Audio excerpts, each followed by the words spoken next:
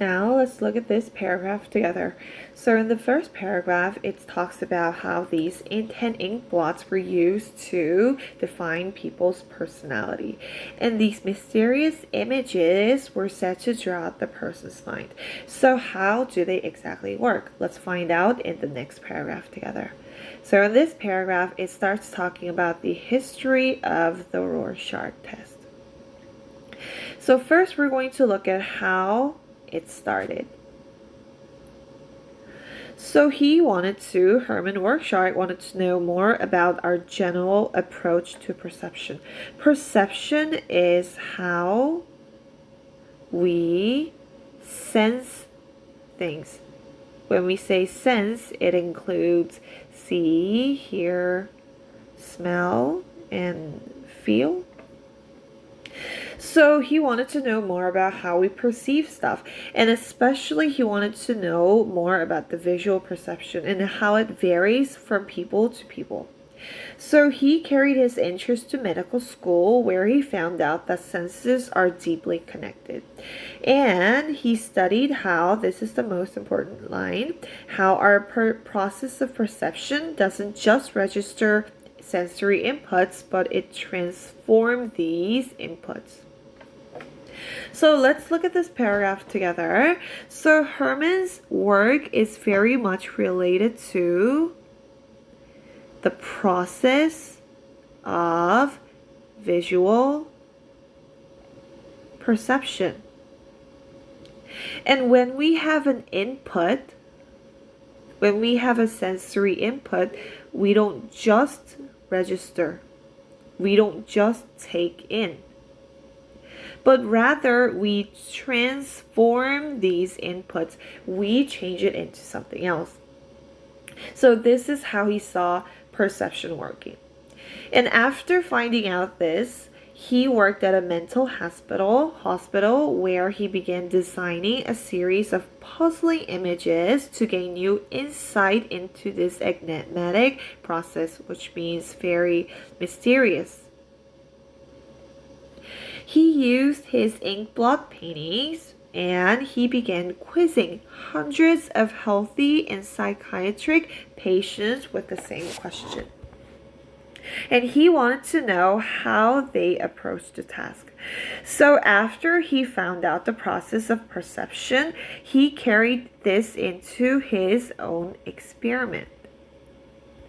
And in this experiment, he designed, what did he design? 10 ink blot paintings.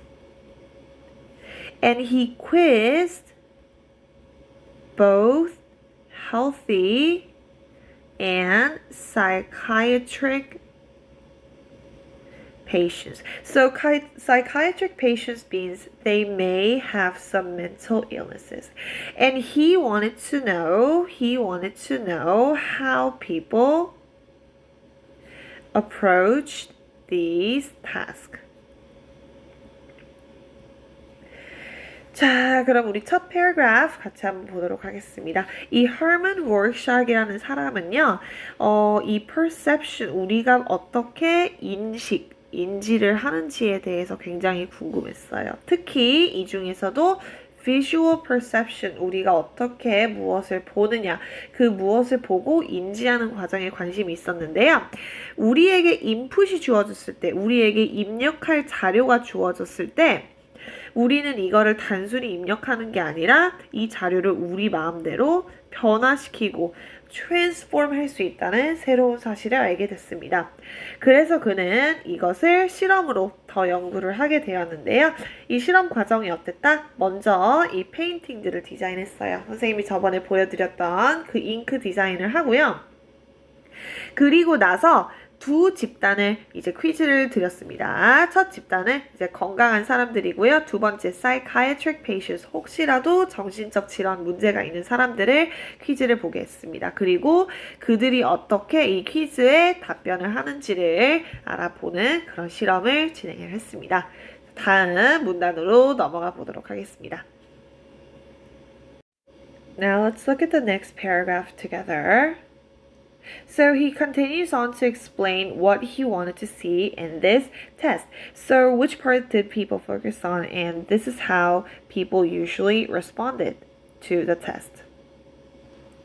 And after gaining some responses, he developed a system to code people's responses, and this reduced the wide range of interpretations to a few manageable numbers. Now he had empirical measures, which means countable. So countable measures to quantify all kinds of test takers. So these are the types of test takers that he found out. So let's continue on with the experiment. So after doing the experiment, after doing the quizzes, he developed a system to code people's responses. And he reducing the interpretations. So he wanted to explain, analyze the responses. And after developing a system, he finally was able to have measures too. He was able to quantify the types of test takers. So he was able to put the test takers into categories. And some of the categories that came out were creative, imaginative, detail-oriented, big picture perceivers, flexibles, and etc. And some people get stuck, or some people would give multiple plots. And these are some of the examples of the responses. And the most important thing was that the responses were very varied from people to people. So this was the result of his experiment. So in the next part, we're going to look specifically into the result of his experiment.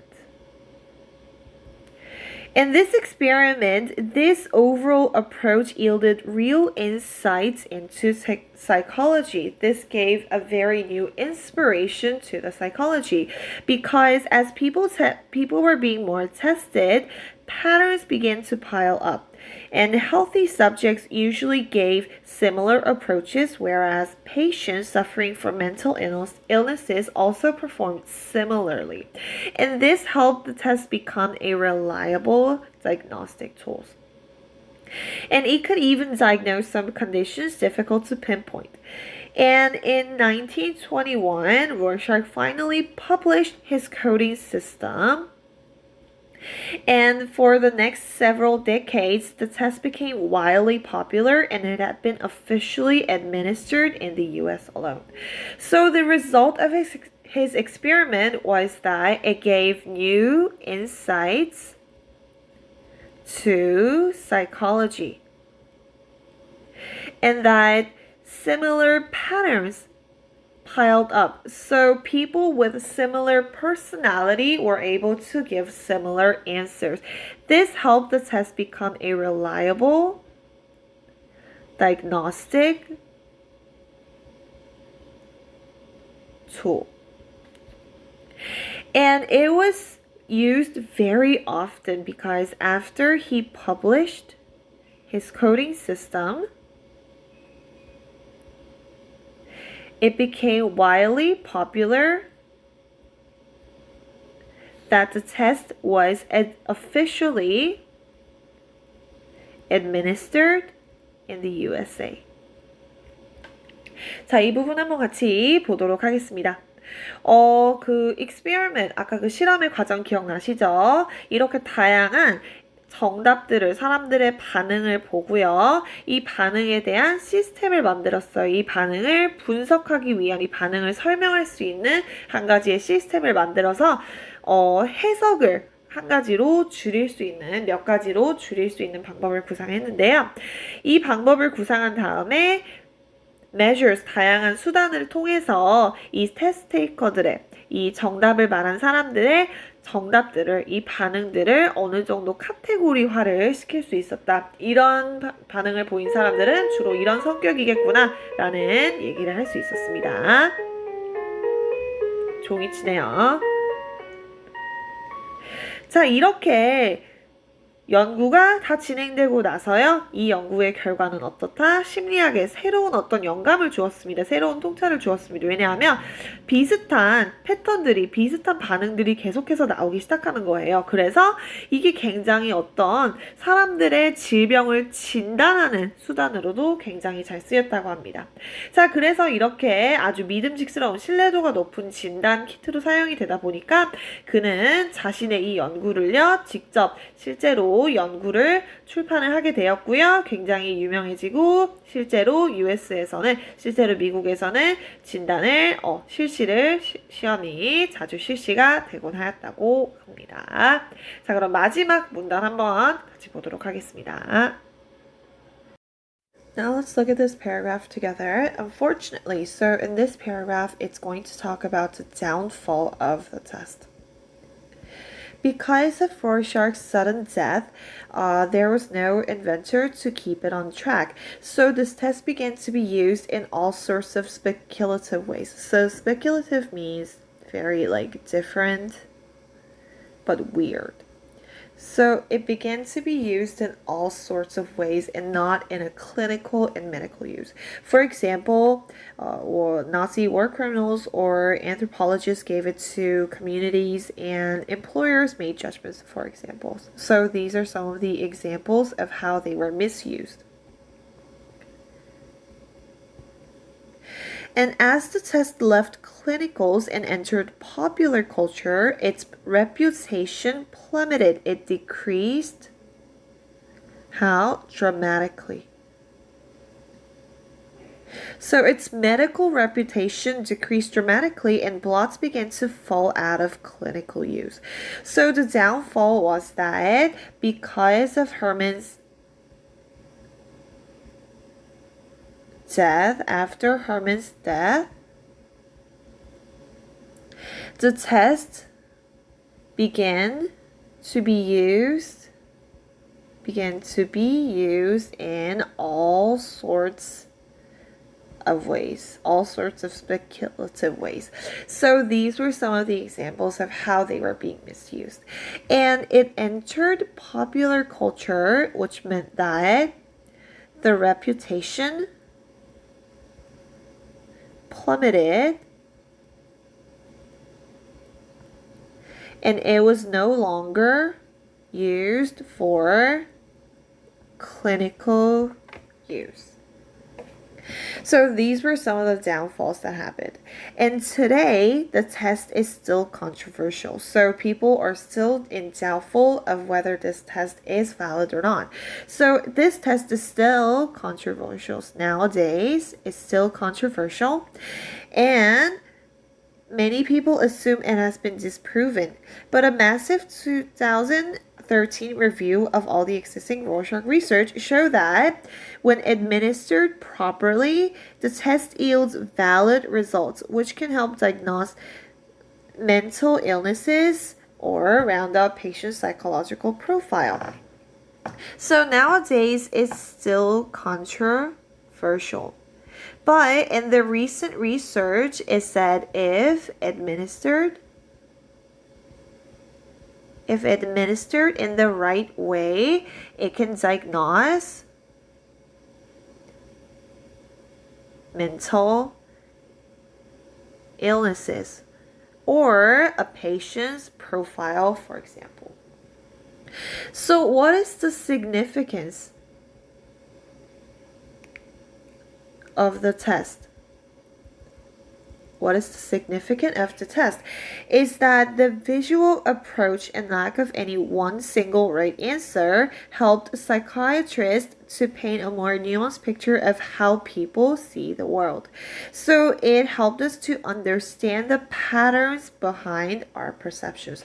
So the visual approach to our perception, the visual approach and the patterns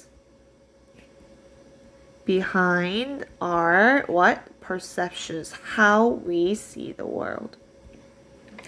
자, 다시 한번 볼게요. 자, 이 테스트가 사실 굉장히 유명한 테스트였는데요. 어느 순간부터 하락세를 타기 시작했습니다. 왜? 사실 이 헐맨 만드신 분이 돌아가시게 되었어요. 그래서 이 실험을 그리고 이 테스트를 계속해서 연구할 사람이 없었기 때문에 굉장히 다양한 방식으로 제대로 되지 않은 방식으로 막 사용이 되기 시작을 했습니다.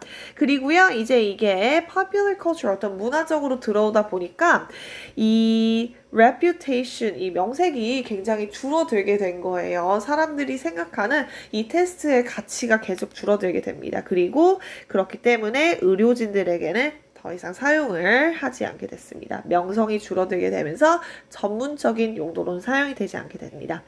자, 요즘에는요, 아직까지 논란의 중심에 있는데요.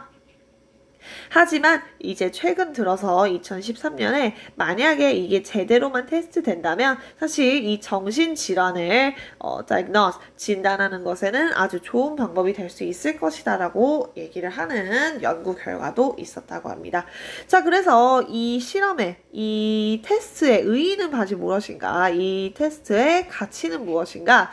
바로 그것은요, 우리의 이 어떤 시각적인 우리의 패턴이라든지 시각적인 어떤 일정한 순서라든지 패턴이라든지 우리가 어떻게 이런 비주얼 자료를 가지고 시각적 자료를 가지고 우리가 어떻게 세상을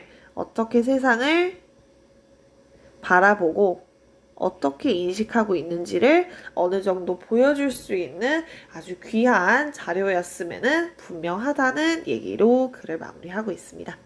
자, 아주 쉬웠죠? 이번 글은 그렇게 어렵지 않을 거라고 생각을 했습니다.